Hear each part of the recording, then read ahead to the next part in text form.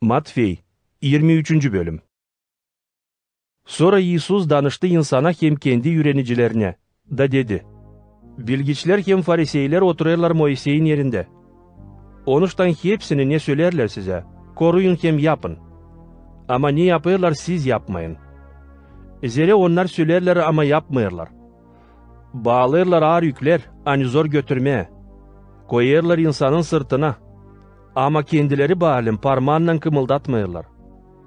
Hepsini insana göstermek için yapıyorlar. Dua paçkalarını büyülderler. Ruba eteklerini uzun püsküllerle yapıyorlar. Severler oturma yöndeki yere konak sofralarında, hem ilk skemnelere sinagogalarda. Beğenirler insan selam versin onlara meydanlarda da desinler, üretici. Ama siz kendinize üretici söylettirmeyin. Zere sizde bir üretici, Hristos. Ama siz hepsiniz, kardeşsiniz. Bu yerde kimseye demeyin baba. Zere sizin birdir babanız.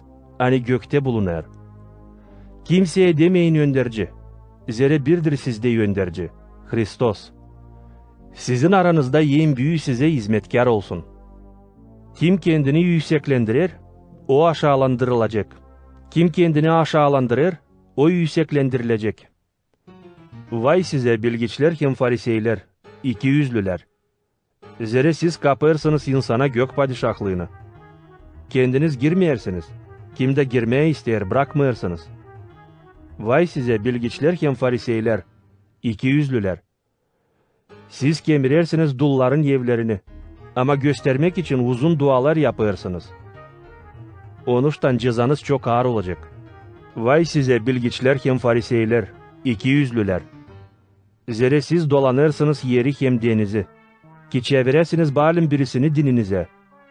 Da çevirip yapırsınız onu bir cendem adamı. 2 kat daha fena sizden. Vay size kör yönderciler, hani dersiniz. Yer yemin ederseydi bir kimseye 100.000 ayılan, değil bir şey. Ama yemin ederseydi 100.000'anın altınından, o bağlı yemininle. Fikirsizler hem körler ne daha büyük. Altın mı olsa 100.000 mı, hani 100'lar altını. Hem dersiniz, yer bir kimseye yemin ederseydi kurbanlıkla, değil bir şey. Ama yemin ederseydi kurbanla hani kurbanlık üstünde, o bağlı yemininle. Fikirsizler hem körler. Ne daha büyük? Kurban mı? Olsa kurbanlık mı hani kurbanı ayozlar? Öyle ki kim yemin eder kurbanlıkla, o yemin eder hepsinden, ne var onun üstünde. Kim yemin eder 100.000 aylan, o yemin eder 100.000 aylan hem onunla, kim orada yaşar. Hem kim yemin eder göklen, yemin eder Allah'ın çorbacılık skemnesinden hem skemnede oturanla. Vay size bilgiçler hem fariseyler, ikiyüzlüler. Zere siz verersiniz 10. payını naneden, marardan hem kimyondan. Ama bırakırsınız tamamlanmadık zakondan en pahalı işleri. Doğruluğu, acıyanlığı hem inanı. Bunları lazım yapasınız. Kalanını da bırakmayasınız. Kör yönderciler, hani sivrisineğe süzersiniz ama deveyi yudarsınız. Vay size bilgiçler hem fariseyler, ikiyüzlüler. Siz yıkarsınız çölmeyen hem çanağın dışansını. Ama iç ansı dolu hırsızlıkla hem tamaklıkla. Kör farisey, ilkin pakla çölmeyen hem çanağın iç ansını. Sonra pak olacak dışansı da. Vay size fariseyler hem bilgiçler, ikiyüzlüler. Zere siz nice kireçli mezarlar, hani dışandan görünerler güzel, ama iç andan dolu yölülerin kemiklerinden, hem her türlü mındarlıkla.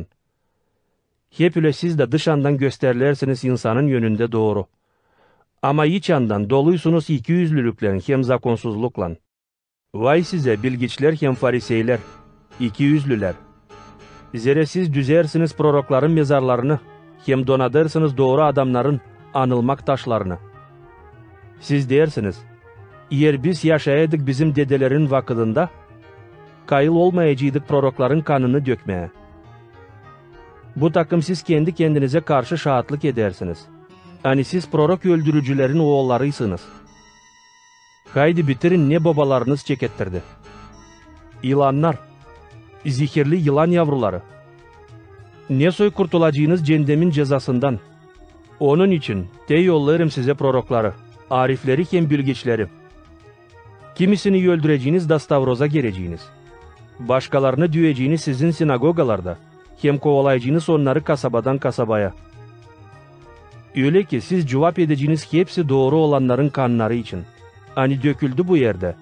Kabahatsiz Avel'in kanından, Varahya'nın oğlunun Zakarya'nın kanınadan. Hangısını öldürdünüz Ayüzbina hem kurbanlık arasında. Doğru söylerim size. Hani hepsi bunlar için bu boy insan cevap edecek. Yerusalim, Yerusalim.